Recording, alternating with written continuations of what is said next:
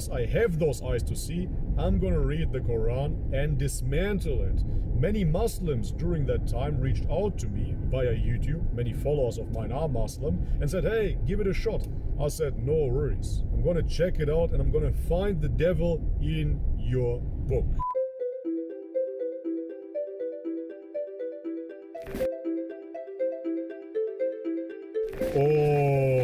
Alright guys, welcome back to the channel. If you're new, my name is Bobby. Guys, this video is long overdue.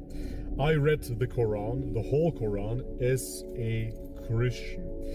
Yeah, I never believed myself that I will ever make such a video, but yes, I did read the whole Quran. Today I'm going to tell you about it, but before I start talking about it, I want to tell you a little bit more about myself in case this is the first time for you seeing me.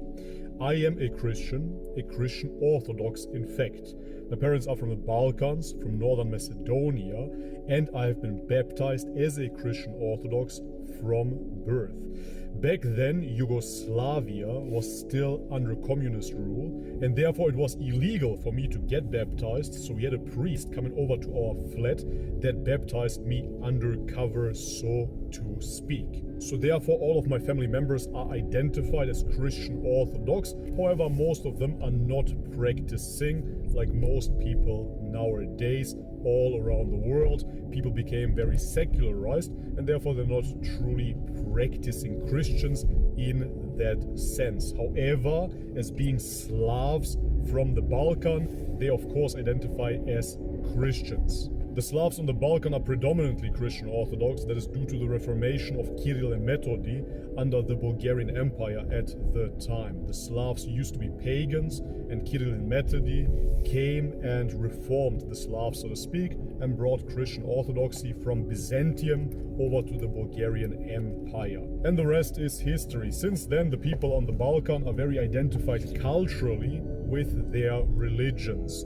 Most people on the Balkan don't know much about their religions. However, they went to church or went to the mosque and know that they are Christians or Muslims. Of course, this fuels a lot of conflict. For example, me as a Macedonian, I grew up hating the Albanians because the Albanians were our enemy. The Albanians were Muslims and they were our enemy. Of course, there is this big history on the Balkan that we were under the Caliphate, under Ottoman rule for over 500 years. That fuels even more anger against Islam, against Muslims. So I grew up like that. That being said, my parents, yes, they are from Macedonia, and every year we would visit. However, I grew up in Germany, in Nordrhein-Westfalen. In Nordrhein-Westfalen, we have a huge Turkish population. So I had a lot of Muslim friends, but at the same time, I observed that most of those Muslim friends got into some sort of criminal activity at the time. Many of them were smoking weed, many of them were selling drugs, many of them were into prostitution, robberies, gang violence and whatnot. So my experience with Muslims was pretty negative after all, I have to say. Therefore, I had no interest whatsoever to look into Islam. I was identified as a Christian and that's that. In my 20s, I kind of let go of my faith and I dabbled in the new age. I started using psychedelic drugs such as mushrooms, LSD, ayahuasca. I explored dietary venues such as veganism, which led me to Buddhism, Hinduism, and other pagan religions as well. I got interested in the occult, the Mayan calendar, and whatnot. I let go of Christianity for roughly a decade, I would say, and was identified as nothing, as pure consciousness, if you will. I was just Bobby, just doing my thing. I didn't want to label myself.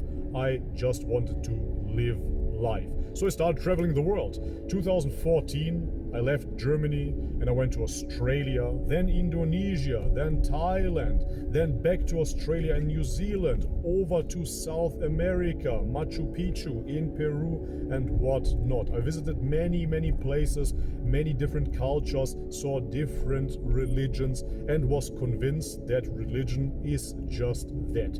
Cultural norms that people adhere to, and I don't want to be part of that. I saw myself as above that, in a sense. I saw myself as the enlightened one that doesn't need any of that.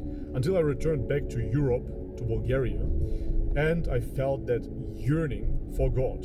And I felt empty, I felt broken. All of those things that I tried led me nowhere. I felt as if I had failed, I felt abandoned, I felt left alone, so therefore I sought God. Naturally, I returned to Christian orthodoxy, and at that time it felt like a homecoming. It felt like something that I used to know, but at the same time have never truly explored. As I said, I was identified as a Christian Orthodox, but I never really studied the religion.